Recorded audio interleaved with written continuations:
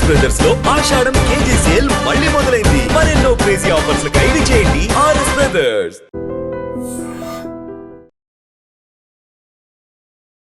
నమస్తే, welcome to I dream. నేను మీ లక్ష్మి. మనతో పాటు డాక్టర్ సునీల్ గారు, వెటర్నరీ డాక్టర్ ఉన్నారు.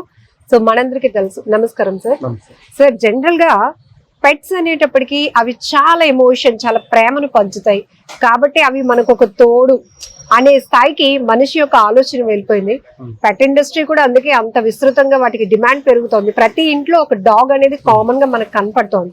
అది క్యాట్స్ కావచ్చు, డాగ్స్ కావచ్చు. ఇదంతా పక్కన పెడితే చిన్నప్పటి నుంచి చదువుకున్నాం సాధు జంతువులు, అడవి జంతువులు అని. అంటే మనం పెంచుకునేవేవి, పెంచుకోకూడనివేవి కాదు, వాటికి దూరంగా ఉండాల్సినవేవి అనేటప్పటికి మనం ఎక్కువ చూస్తాం ఈ సింహం గాని, పులి గాని, పాములు గాని, వీటిని.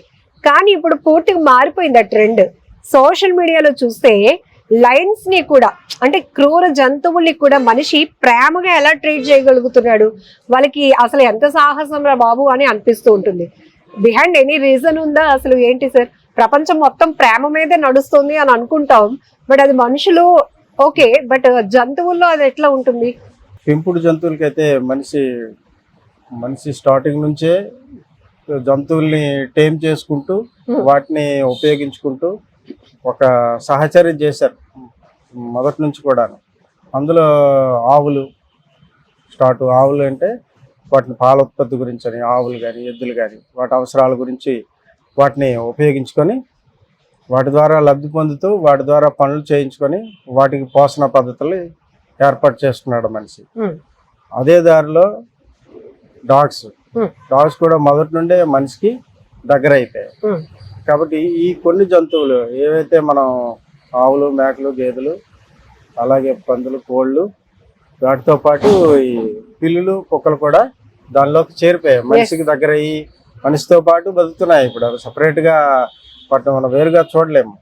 అలాగే అలా చూసుకుంటే పెంపుడు జంతువులు అయితే ఇంకా కుటుంబ సభ్యుల్లో ఒకరన్నట్టుగా ఇప్పుడు పరిస్థితి ఏర్పడింది. ఒక డాగ్ ఉందంటే మనం దాన్ని డాగ్, కుక్క అనలేము. దానికి పేరు ఉంటుంది, ఆ పేరు పెట్టి పిలవాలి. మనం ఆ పేరు పెట్టి పిలిస్తే అది దాన్ని అర్థం చేసుకుంటుంది. తనకు పిలిచారని అర్థం చేసుకొని వస్తుందంటే అది ఎంతగా ఆ ఫ్యామిలీకి కాంటాక్ట్ అయింది అన్నది మనం చూస్తూనే ఉన్నాం.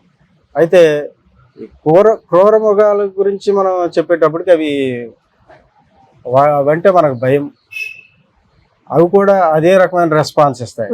ఎందుకంటే మృగాలు అనేసరికి అవి వాటికి హాని చేస్తామనే ఉద్దేశంతో అవి అటాక్ చేసి చంపేయడానికి చాలా సందర్భాలు మనం చూసాం. అంటే చాలా మంది వాటిని మచ్చిక చేసుకునే ఆస్కారం అయితే లేదు. కొంతమంది మటుకు మనం చూస్తున్నాం ఇప్పుడు. వాళ్ళు వాటిని కూడాను పెంపుడు కుక్కలాగా మనం పెంచుకునేటటువంటి పరిస్థితి వాళ్ళు చేయగలిగారంటే నిజంగా వాళ్ళ ధైర్యం మెచ్చుకోవచ్చు. అలాగే టేమింగ్ యాక్టివిటీ అనేది ఏంటంటే ఒక రోజులో అయ్యేది కాదు. బట్టి చిన్నపిల్లల నుండి కూడా వాళ్ళు తీసుకొస్తారు. ముఖ్యంగా చాలా మంది యూట్యూబ్లో నేను చూసాను, వాళ్ళు ఏంటంటే కబ్స్ని తీసుకొస్తున్నారు. కబ్స్ని చిన్నప్పటి నుండి వాళ్ళు టైమింగ్ చేసుకొని వాటిని అలవాటు చేసుకొని పెంచుతూ ఉన్నారు. వాటికి సపరేట్ ఎంక్లోజర్స్ పెట్టున్నారు. అయితే అది వాళ్ళకు మట్టుగా రెస్పాండ్ అవుతుంది. అది వేరే వ్యక్తులకి అంత దీనిగా రెస్పాండ్ అయ్యే అవకాశం చాలా తక్కువ ఉంటుంది. అది మనం గమనించాలి. వాళ్ళకి మట్టుగా ఇంకా మనం పెంపుడు కుక్కలు ఎలాగైతున్నా అలాగే వాళ్ళు చేసుకోగలరు. కాదంటే చిన్నప్పటి నుండి కూడా దానికి పెంచడం, వాటికి ఫుడ్ ఇవ్వడం కానీ, దేనికైనా సరే ఏ జంతువుకైనా మనిషికైనా ఫుడ్ అనేది మీడియా. దానికి దగ్గర అవ్వడానికి మీడియా. అలాగే దానికి ఏదైనా దానికి అవసరమైన ఫుడ్ ఇవ్వడం, అవసరమైన ఫుడ్ వచ్చేస్తుంది దానికి. అంటే అది ఇంకా ఎక్కడికి పరిగెత్తి ఇంకా వేటాడాలి, చంపాలి, తినాలి ఆ కాన్సెప్ట్ ఇప్పుడు దానిలో మైండ్ నుండి నెమ్మదిగా దూరం అయిపోతే దీనికి టైం అవుతుంది. లేదంటే ఇబ్బందే. మనిషి కూడా ఒక రకంగా దానికి తినే ఆహారమే. పుళ్ళు, సింహాలు వాటికి మనిషి కూడా ఒక ఆహారమే అయినప్పుడు కూడాను దానికి ఆహారం అందించేవాడు ఒక ఆయన ఉన్నాడు. అతను ఓనర్ ఉన్నాడు కాబట్టి అతన్ని బిలీవ్ చేస్తాడు. ప్రతి యానిమల్ కూడాను కొంత బిలీఫ్ అనేది వాళ్ళకి సైకలాజికల్గా కొంత అటాచ్మెంట్ అనేది ప్రతి జంతువుల్లో కూడా ఉందని దీన్ని బట్టి మనకు అర్థమవుతుంది. ఆవులు కానీ, గేదెలు కానీ అవి కూడా మనకు ఫుడ్ టైం పెడతాం కాబట్టి వస్తాయి. మళ్ళీ అదే చూడండి, ఇక్కడ మనకి ఈ ఏరియాలో తీసుకుంటే ఇక్కడ రైతులు ఉన్నారు, పాడి రైతులు ఇక్కడ మనకి వాళ్ళకి ఉండే జాగాలో తక్కువ, ప్లేస్ తక్కువ. వాళ్ళకు 10 పశువులు ఉంటాయి, వాళ్ళు పెట్టుకోలేరు. వాళ్ళు పెట్టుకుని ఎక్కడ పెడతారు? వాళ్ళు వదిలేస్తారు. ఎప్పుడు వదిలేస్తారు? పాలు తీసినంటే వదిలేస్తారు. అవి ఊరంతా తిరిగి మళ్ళీ సాయంత్రం పాలు తీసే టైంకి వచ్చేస్తాయి. అవి ఎలా గుర్తుపెట్టుకున్నా అతనే అని వేరే దగ్గరికి వెళ్ళొచ్చు కదా, వేరే వాళ్ళు ఫుడ్ పెడితే వెళ్ళిపోతాయి, వెళ్ళవు. అది ఒక రకమైనటువంటి సైకలాజికల్ అటాచ్మెంట్ అనేది ప్రతి జంతువుకి మనిషికి ఉంటుంది. ఆ లింకప్ అయితే కనుక ఖచ్చితంగా అవి మన మాట వింటాయి. పుల్లనే కాదు, మన యూట్యూబ్ లో చాలా రకాలు చూస్తాం. దారిపై కూడా వాటికి హెల్ప్ చేసి వాటిని ట్రీట్మెంట్ చేసి బాగా చేస్తే ఆటోమేటిక్ గా అవి వాళ్ళ తల ఫ్యామిలీ మెంబర్స్ తీసుకురావటం మనం చాలా ఆశ్చర్యంగా ఉంటది. అంటే ఎవ్రీ లివింగ్ బీయింగ్ లో ఏంటంటే ఒక రకమైన ఒక స్పిరిచువల్ నాలెడ్జ్ అనేది ఉంది వాటికి ముందు నుండి. అదొక ఇన్నేట్ గా ఉంది. ఇక్కడ మనకి భయం లేదు అనేది వాళ్ళ మైండ్కి వస్తుంది. ఇక్కడ మనకు ఆహారం దొరుకుతుంది, ఇక్కడ మన సంతతిని పెంచుకోవచ్చు, ఇక్కడ ఉంటే కనుక మనకు ప్రొటెక్షన్ ఉంటుంది అనేవి ఆ జంతువులో అభివృద్ధి చెందితే ఖచ్చితంగా ఏంటంటే అవి నమ్మితే వస్తాయి. నమ్మలేదు అంటే మటు ఖచ్చితంగా రావు, అటాక్ చేస్తాయి. సరే, ఒక డౌట్ ఉంది.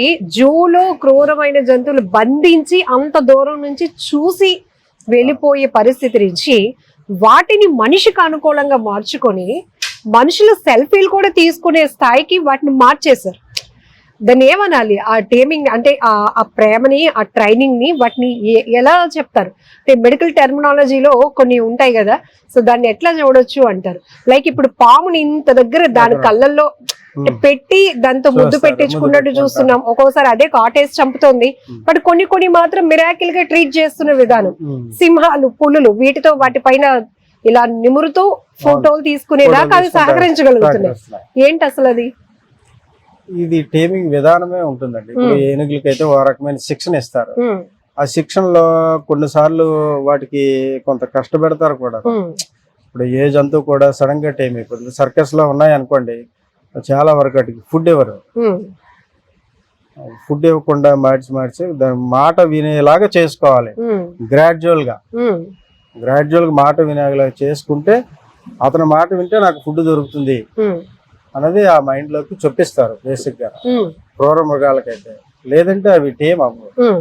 అలా అని వాటి ఆకలి తీర్చుకోవడానికి అవి వేటాడడానికి బయటికి వెళ్ళే స్కోప్ కూడా ఇవ్వరు. అలాగే ఏంటంటే వన్స్ ఏ జంతువుకైనా ఫుడ్ టైం టు టైం దొరికితే అది ఎక్కడికి పోదు. అంటే ఆ వ్యక్తికే మనం గుర్తుపెట్టుకోవాలి ఏంటంటే ఎవరైతే పెంచుతుంటారో ఆ వ్యక్తికే ఎక్కువ అనుకూలంగా ఉంటాయి. ఇది చాలా వ్యాలిడ్. వీళ్ళు ఇప్పుడు ఒక ఓనర్ దగ్గరికి వెళ్తాం, తను పెంచుకుంటున్నటువంటి సింహమో పులో ఆయన మాట వింటుంది కాబట్టి మనం కూడా దాంతో సరదాగా గడుపుదామని వెళ్తే అటాక్ చేస్తున్నటువంటి పరిస్థితి. 1-to-1 రిలేషన్ మాత్రమే అవి మెయింటైన్ చేస్తాయి. ఆయన ప్రెజెన్స్ లో ఏమనకపోవచ్చు, కొంత ఆయన మాట వినొచ్చు. బట్ ఆయన అబ్సెన్స్ లో మట్టుకు మనం రానివ్వదు. ఈవెన్ డాగే రానివ్వదు. ఒక ఇంట్లో మన దూరం అంటే అది ఇంకా అరుస్తుంది, మనం వెళ్ళిపోయినంత వరకు అరుస్తుంది. అదర్ దెన్ ఫ్యామిలీ మెంబర్ చెప్పాలి అప్పుడు అవుతుంది, లేదంటే ఆగదు. దీనికే అది అడ్జస్ట్ అయి ఉంటుంది, అంటే దీనికే అది ఇదే ఉంటుంది తప్పించి మనం అది అందరి మాట వింటుందని మనం వెళ్ళాయంటే చాలా ఇబ్బందులు పడతాం. సో చాలా మంది ట్రీట్మెంట్ కి పప్పీస్ ని తీసుకొస్తూ ఉంటారు కదా, అంటే వాటికి ఏమైంది, దాని మెడికేషన్ అదంతా మీరు చూసుకుంటారు. కానీ తీసుకొచ్చినప్పుడు ఆ ఓనర్ యొక్క ఎమోషన్ ఎట్లా ఉంటది అది మీరు మాత్రమే చెప్పగలుగుతారు. ఇప్పుడు నేను ఒక పెట్ ని పెంచుకున్నాను అనుకోండి, దాని బిహేవియర్ లో ఏదైనా మార్పు వస్తే నేను తట్టుకోలేను దాన్ని, ఎందుకంటే ఒక ఓన్ చేసుకున్నాం ఫ్యామిలీ మెంబర్ లా ఫీల్ అవుతుంది. వారు వచ్చినప్పుడు మీరు దానికి ఈ హెల్త్ కండిషన్ ఇలా ఉందని చెప్పినప్పుడు ఎలా రిసీవ్ చేసుకుంటారు అసలు? ఇది సెన్సిటివ్ ఇష్యూ ఇది, ఎందుకంటే చాలా ఓనర్స్ చాలా అడిక్ట్ అయి ఉంటారు. My self I my dog owner. ఎంత ఎడిక్షన్ అంటే ఇంకా అది దాని యాక్టివిటీస్ మనం లిస్ట్ అవుట్ చేసుకుంటాం. తిన్నదా లేదా, బయటకు వెళ్ళిందా, బయటకు వాష్రూమ్ అని చేసి వచ్చిందా లేదా, సాయంత్రం కరెక్ట్ తిన్నదా లేదా, డల్గా ఉందా లేదా, రెస్పాండ్ అవుతుందా లేదా, అంత ఇంట్రెస్ట్ డాగ్ ఓనర్స్ మీద ఫోకస్ ఉంటాయి. అలాంటిది దానికి ఫలానా జబ్బు వచ్చింది అని చెప్తే మటుకు వాళ్ళు తట్టుకోలేరు. లిటరల్ గా దే విల్ వీక్. అలా ఏడుస్తారు ఖచ్చితంగా. ఒకవేళ ఇది పొరపాటున నేనే మా ఈ జబ్బు తగ్గదమ్మా, ఇది ఇంతేని ఇంకా కష్టం అని అనేసామంటే మటుగా ఖచ్చితంగా మనం తిట్టుకొని వేరే డాక్టర్ దగ్గరికి వెళ్ళిపోతాం. అది హ్యూమన్ కాదు పెట్ అని డిక్లరేషన్ మీకు ఉంటది యాజ్ ఏ డాక్టర్ గా. ఇది అవ్వదమ్మా అని మీరు చెప్పడానికి కూడా మీరు భయపడతారు. ఎందుకంటే దానికి ఒక పద్ధతిలో చెప్పుకొని వెళ్ళాలి. మనం ఇలా నెగిటివ్ గా చెప్పేసరికి ఇంకా లేదు, మనం ఇంకొక ఆప్షన్ చూడాలి, ఇంకా వేరే డాక్టర్ దగ్గర ఇంకో ఒపీనియన్ తీసుకోవాలని వేరే డాక్టర్ దగ్గర కూడా వెళ్తారు. అంటే అంత ఎఫెక్షన్, అంత లవ్ వాళ్ళ దాని మీద డెవలప్ అయిపోతుంది. చాలా ఇదన్నమాట. ఒక ఆయన కాంట్రాక్ట్ లో పనిచేస్తాడు. ఆయన 6,000 అలా ఉంటది, 15,000 అంతే, అంతకుమించి ఎక్కువ ఉండదు. అతను డాగ్ కి హార్ట్ కంప్లైంట్ ఉంది. అది లేదా ఏజ్డ్, అది కూడా aged, about 10 years. Heart complaint ఉంది. ఇలాగా హార్ట్ కంప్లైంట్ ఉందని చెప్తే ఓకే సరే సార్ మెడిసిన్స్ అంటే, మెడిసిన్స్ కొద్దిగా కాస్ట్లీ ఉంటాయి. ఆ మెడిసిన్స్ వేయాలంటే ఏం లేదన్నా ఆయనకు ఒక నెలకి 8,000 రూపాయలు ఖర్చు అవుతాయి. కానీ నాకు ఆశ్చర్యం, ఆయన అవి పర్చేజ్ చేసుకుని వేస్తున్నాడు. హార్ట్ ని కంప్లీట్ గా రికవర్ చేసే ఛాన్స్ లేదు. అయినప్పుడు కూడాను దాన్ని బేర్ చేస్తున్నాడు. దాన్ని అంత ఎక్స్పెక్ట్ చేసి దాన్ని ఇంకా లైవ్ లో పెడుతున్నాడు అంటే చూడండి ఎంత ఇంట్రెస్ట్ డాగ్ ఉంటుంది అందులో. ఇంకా మరి దాన్ని మనం చెప్పలేము. Very interest something. కొంతమంది అంటే వదిలేండి, కొంతమంది అందరిలోనూ ఉంటారు, కొంతమంది వీళ్ళు పట్టించుకోరు, సర్లే పోయింది అనుకుంటారు. కానీ చాలా ఎక్కువ మట్టుగా ఈ దీంట్లో ఉంటారు. డాగ్ ఎలాగైనా క్లియర్ చేసేయాలి అన్న మైండ్ లో కూడా చాలా మంది ఉంటారు. ఏది చెప్పినా కూడా చాలా బాధపడతారు. మనం కొద్దిగా సెన్సిటివ్ గా నెమ్మదిగా చెప్పుకుంటూ వెళ్ళాలి తప్ప ఒకేసారి అవుట్ రైడ్ గా బాంబు పేలుస్తాం బట్టుగా వాళ్ళు ఫీల్. సో పప్పీ అనేటప్పటికి ఎంత ఎమోషన్, మీరు చెప్పినట్టు ఇది చాలా సెన్సిటివ్ అంశం. చుట్టాలు ఎవరైనా కాల్ చేసి అమ్మ ఎలా ఉందిరా, నాన్న ఎలా ఉన్నారో అని అడుగుతూనే పప్పీ దాని పేరు ఏదైతే అది ఎలా ఉందిరా అని అడుగుతారు. ఎందుకంటే అంత కనెక్టింగ్ అయిపోతాం పెట్స్ తో. పెట్స్ ని ఏదో పెంచేసామా ప్యాషన్ గా, అదొక ఇప్పుడు ఇంకొంత చెప్పాలంటే కాస్ట్లీ బ్రీడ్ మెయింటైన్ చేయడం ఒక స్టాటిస్టిక్, అంటే స్టాటస్ సింబల్ గా కూడా మారిపోయింది సార్. సో ఈ నేపథ్యంలోనే ఈ పెట్ ఎవరైతే మెయింటైన్ చేస్తున్నారో వాటికి సంబంధించిన ఎమోషన్సే కాదు, వాటి హెల్త్ కండిషన్స్, వాటి లైఫ్ స్పాన్. ఇంకోటి మీరు చెప్పారు సార్, ఒరిజినల్ బ్రీడ్ కి తర్వాత క్రాస్ బ్రీడ్ కి. సో మనం ల్యాబ్ కొన్నాం కదా, దానికి ఉన్న క్వాలిటీస్ మనం ఎక్స్పెక్ట్ చేయొచ్చా క్రాస్ బ్రీడింగ్ లో? అన్ని రావు. జనరల్ గా 50-50 కదా, తల్లి నుంచి తండ్రి నుంచి 50-50 జెనెటిక్స్ క్యారీ అవుతాయి కాబట్టి అన్ని లక్షణాలు రాకపోవచ్చు. దాని సైజు లో గానీ, మొహం తోలక షేప్ లో గానీ, మొహం ఆకారంలో గానీ అన్ని లక్షణాలు రావు. హాఫ్ వస్తాయి జనరల్ గా. Thank you sir, thank you, నమస్తే. నిజంగా ప్రస్తుతం ఉన్నటువంటి సమాజం దేనికి ప్రయారిటీ ఇస్తుంది? ఆర్థిక సంబంధాల చుట్టూ మాత్రమే తిరుగుతుంది. మళ్ళీ ఎన్నికలంగానే చాలా విరక్తి కలుగుతాను. మంచి అనిపిస్తుంది కదా, లేడీస్ కూడా ఛాలెంజింగ్ జాబ్స్ చేసినప్పుడు చాలా బాగుంటది. ట్రాఫిక్ అసిస్టెంట్స్ గా నియమించిన ట్రాన్స్జెండర్స్ అందరితో సాల్యూట్ చేయించుకుంటున్నారు. ఫుడ్ డెలివరీ ఇవ్వటానికి వెళ్ళినటువంటి డెలివరీ బాయ్ అనిల్ పై కళ్ళ ముందు